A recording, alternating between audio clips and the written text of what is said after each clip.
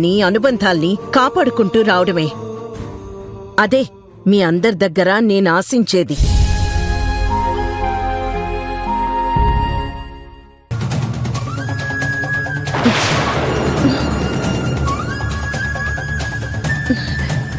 Aunty అమ్మా, అందుకే మిమ్మల్ని ఆవేశపడద్దు అని చెప్పాను. మీరు వెళ్ళి రెస్ట్ తీసుకోండి. అంకుల్, మీరు ఆంటీని తీసుకుని వెళ్ళండి. పదవేద తీసుకో.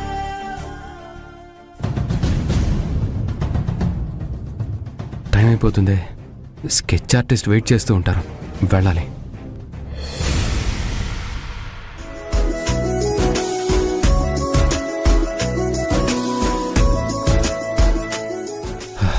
డ్రైవర్, త్వరగా పోనీ. డాడీ డాడీ, ఏంటి నాన్నా? నాకు బుక్స్ కొనిస్తా అన్నావు కదా, నన్ను తీసుకెళ్లకుండా వెళ్తున్నావేంటి? ఈ స్కెచ్ ఇవ్వాలని చెప్పాను కదా, నేను అర్జెంటుగా వెళ్ళాలి. తర్వాత చూద్దాంలే. నో డాడీ, నేను నీతో వస్తాను. తీసుకెళ్ళు ప్లీజ్. సర్లే రా. ఇది పట్టుకో, జాగ్రత్త.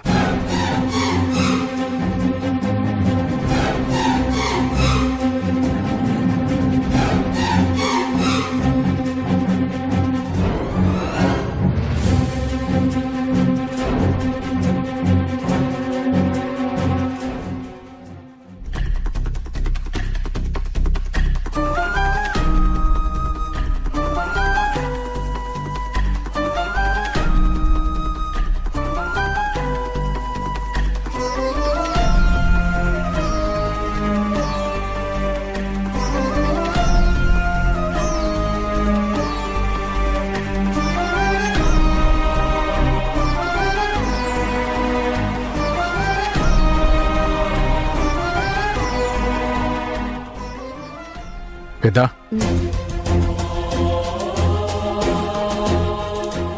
దేని గురించి ఆలోచిస్తున్నావు వేదా? రాజీవ్ గురించేనా? మన కుటుంబం గురించి ఆలోచిస్తున్నానండి. ఇప్పుడు మన కుటుంబానికి ఏమైంది వేదా? అందరం బాగానే ఉన్నాం కదా. రాజీవ్ అప్పులు కూడా తీర్చేశాం. సో వాడికి ఇంకేదైనా బిజినెస్ ప్లాన్ చేస్తే సరిపోతుంది. వాడిని సెటిల్ చేయడం ప్రాబ్లం కాదండి. సెటిల్ చేసినా కూడా సక్రమంగా నిలుపుకుంటాడా లేదా అనేదే నా బాధ. వద్దురా అంటే వినకుండా ప్రేమ పెళ్లి చేసుకున్నాడు. భార్య మాటలు విని ఇల్లొదిలి వెళ్ళిపోయాడు. పుని వెళ్ళినవాడేవైనా బాగుపడ్డా అంటే లేదు. అప్పుల పాలైపోయాడు. మన దగ్గర డబ్బుంది కాబట్టి మనం వాడి ప్రాబ్లం సాల్వ్ చేయగలిగామండి. లేదంటే ఆ అప్పులు వాడెప్పటికీ తీర్చాలి.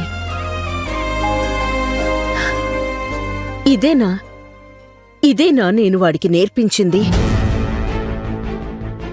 ఇక లలిత విషయం చెప్పక్కర్లేదు. తన దృష్టంతా ఆస్తులు ఆడంబరాల మీదే ఉంది. తను తిరిగి వచ్చిందే ఆస్తి కోసమేమో అనిపిస్తోంది. వేదా, మనం పిల్లల్ని కనగలమే కానీ వాళ్ళ రాతల్ని కనగలమా చెప్పు? మనం వాళ్ళకు మంచి భవిష్యత్తు ఇవ్వాలని అనుకుంటాం. వాళ్ళు ఏ దారిలో వెళ్ళాలి, ఎలా బ్రతకాలన్నది వాళ్ళే నిర్ణయించుకోవాలి. ఇంకా లలిత గురించి అంటావా?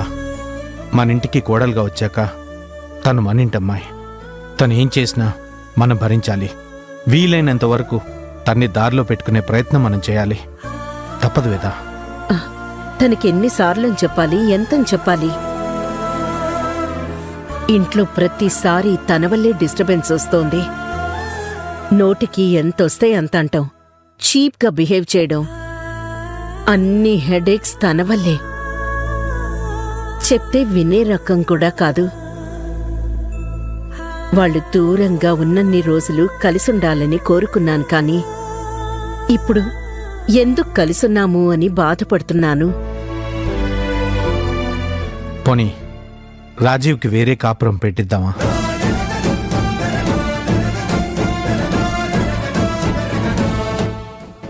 అంకుల్, మీరు భలేవారు అంకుల్. వేరు కాపురం పెట్టించడానికేనా నేను వాళ్ళని కష్టపడి ఒప్పించి ఇంటికి తీసుకొచ్చింది? మీరేంటాంటీ, మీరు దేని గురించి ఆలోచించకూడదు అని చెప్తే ప్రతి చిన్న విషయానికి కంగారు పడడమే చేస్తున్నారు. అసలు మీకు మీ ఆరోగ్యం మీద శ్రద్ధ ఉందా లేదా? అభి, ఇంట్లో పరిస్థితులు ఇలా ఉంటే నేను ప్రశాంతంగా ఎలా ఉంటాను? జీవితం అంటేనే కష్ట సుఖాలన్నీ ఉంటాయి. పెద్దవాళ్ళు, నేను మీకు చెప్పనక్కర్లేదు. మన చేతి 5 వేళ్లే సమానంగా ఉండవు. అలాంటిది మనుషులందరూ ఒకేలా ఎలా ఉంటారు? లలిత గారికి ఆవేశం ఎక్కువ, ఆలోచన తక్కువ. కానీ మనుషులన్నాక మారతారు. ఓపిక్గా టైం కోసం ఎదురు చూడాలి, అంతే.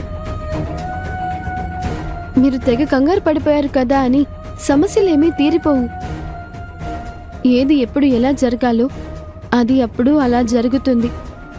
ప్రశాంతమైన మనసుతో పరిస్థితుల్ని ఎదుర్కోవాలి, కానీ ఆలోచనలతో ప్రశాంతతని పోగొట్టుకోకూడదు. అర్థమైందా?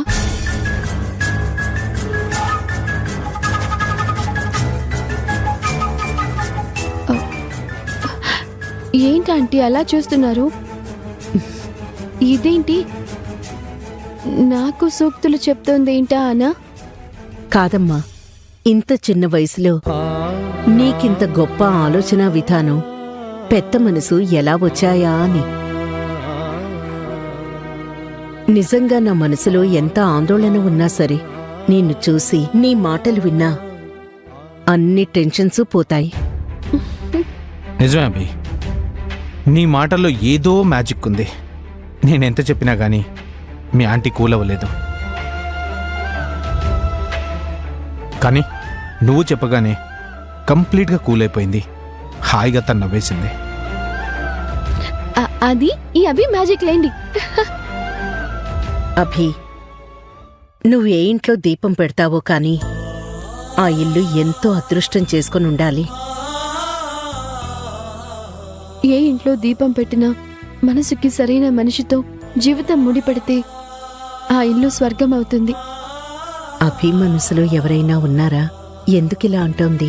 ఇప్పుడే అడిగేస్తాను. అభి, మనసుకి నచ్చిన మనిషి అంటున్నావు, ఎవరు? అది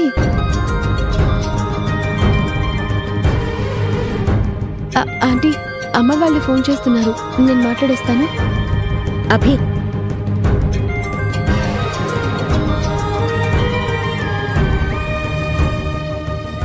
అభి మనసులో ఎవరున్నారో తెలుసుకోవడం ఎలా అండి? దేనికైనా టైం రావాలి. కాస్త ఓపికగా ఉండు.